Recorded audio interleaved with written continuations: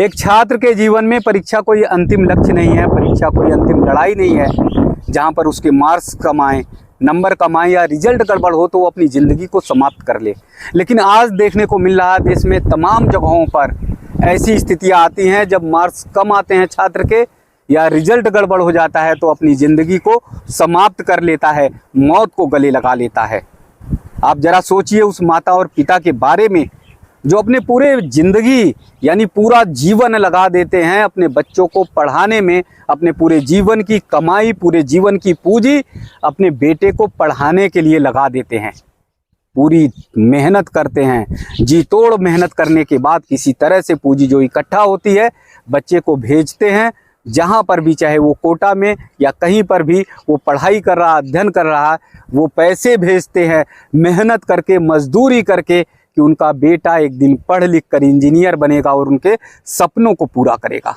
उस मजदूर बाप के बारे में सोचिए जो मजदूरी करता है, जी तोड़ मेहनत करता है, पसीने दिन रात बहाता है, पैसे इकट्ठा करता है, साइकिल से चलता है और कोशिश करता है कि उसका बेटा पढ़ लिख कर इंजीनियर बने। इसीलिए अपनी ज़रूरतों को वो बांध लेता है, समेट लेता है।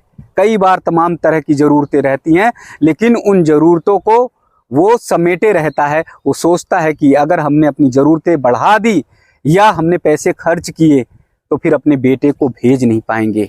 एक एक पाई जोड़ता है अपने बेटे को कि किसी भी तरह से उसे कोई भी कमी ना आए और वो अन्य बच्चों से कमतर ना लगे, और इसलिए पिता अपने बेटे को पैसे लगातार भेजता रहता है। एक दिन सोचता है, उसके अंदर मन में विचार आते हैं कि उसका बेटा इंजीनियर जिस दिन बन जाएगा, गांव में आएगा, उसका भव्य स्वागत करेंगे, अभिनंदन करेंगे और गर्व से सीना चौड़ा हो जाएगा, सबको बताएंगे कि उसका बेटा इंजीनियर बन गया।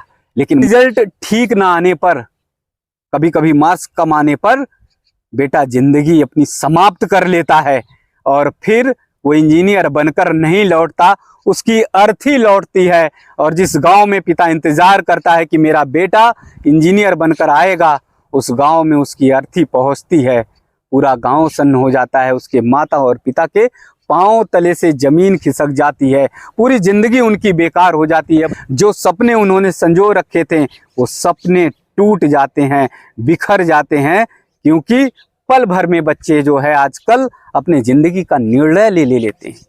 जिस बाप ने पूरा जीवन मेहनत किया, जिस माँ ने इस उम्मीद के साथ कि उसका बेटा इंजीनियर बनकर आएगा, घरों में चौका बर्तन करती रही, एक बार ऊप नहीं करी, अपने तकलीफ़ों को, अपनी दिक्कतों को अपने बेटे को बताया नहीं, और वही बेटा पल भर में ऐसा निर्णय लेता है कि जीवन भर उसके माता और पिता संभल नहीं पाते। उनकी ज़िंदगी की जो उम्मीदें होती हैं वो सारी की सारी टूट जाती हैं, वो सपने बिखर जाते हैं। आज देश में ऐसा हो रहा है, तमाम जगहों पे हो रहा है।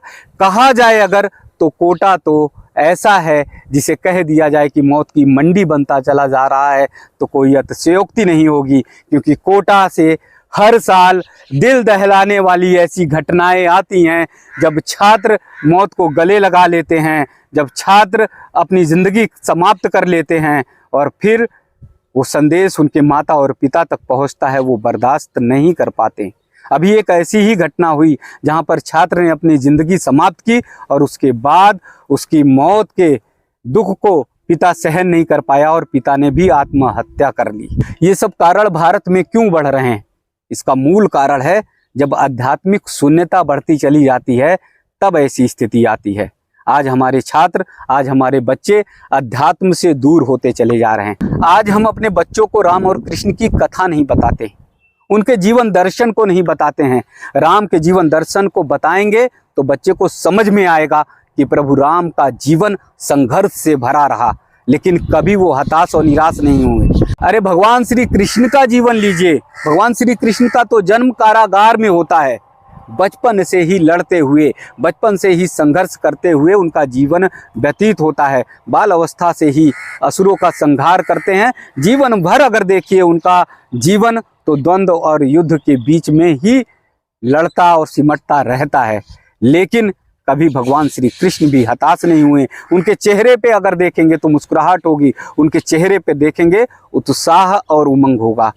तो आज अगर हम अपने बच्चों को जो तैयारी करते हैं, जो पढ़ने जाते हैं, उन्हें बचपन से ही राम और कृष्ण की कथा सुनाएं, उन्हें बचपन से ही अपने वेद और पुराण बताएं, उन्हें बचपन से ही अपने अध्यात्म की ओर, अपनी भारतीय संस्कृति की ओर ले जाए, तो निश्चित मानिए आपका बेटा कभी गलत रास्ते पे नहीं जाएगा, आपका बेटा कभी अपनी ज़िंदगी से हारेगा नहीं, आपका बेटा कभी टूटेगा नहीं और आत्महत्या जैसी घातक कदम जो है वो कभी नहीं उठाएगा।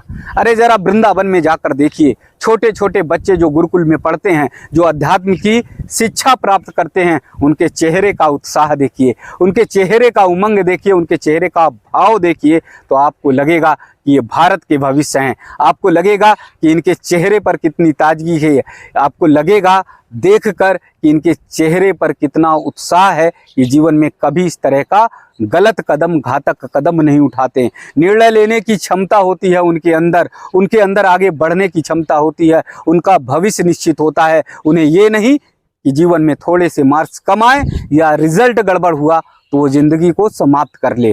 वो सोचते हैं, समझते हैं, जानते हैं कि उनका जीवन किस लिए है, वो जीवन को कहाँ समर्पित उन्हें करना है, वहाँ जाकर वो समर्पित करते हैं, यानी अपने ठाकुर जी, अपने कन्हैया के चरणों में जाकर समर्पित करते हैं।